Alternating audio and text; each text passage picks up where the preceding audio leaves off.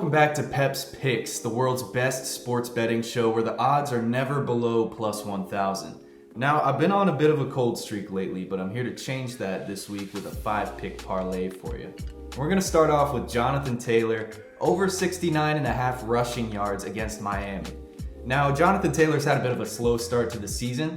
However, Miami is allowing 120 yards on the ground per game, and they just allowed 100 yards to Peyton Barber, so I really like this prop sitting at negative 115 right now. I'm a big fan of revenge games here, and I really like the Corey Davis revenge game. I mean, despite absolutely getting blown out by the Broncos last week, Corey Davis managed 5 catches on 10 targets.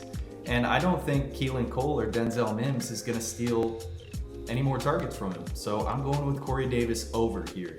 Now, Daniel Jones has not been playing poorly this season, but I feel like he's been overdue for an interception since before the preseason started.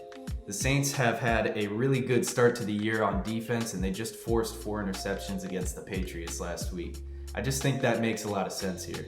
The Washington football team's offense has been a little underwhelming here to say the least, but Scary Terry has been producing each game. You know, last week was a little quiet as he was matched up on Trey White. He got 4 catches for 62 yards. But if you go back to the week prior, he had 11 catches on 14 targets. I expect that to be the case here against a secondary led by Fabian Moreau. I don't think Fabian Moreau's revenge game bodes too well for him here.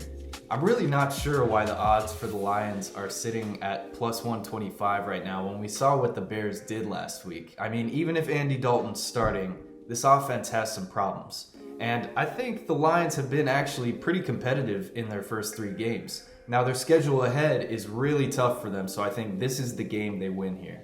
This would not be Pep's Picks without talking about some first touchdown scorers. So we're going to go back to the Lions game here with TJ Hawkinson at plus 1,000 and Quintez Cephas at plus 1,700.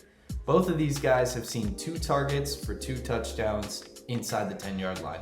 I just don't think the Bears are going to score before the Lions in this game. I see it as a pretty favorable matchup here. As always, folks, this is not financial advice, and do not sue me. I appreciate you tuning in to Pep's Picks, and I will see you next week.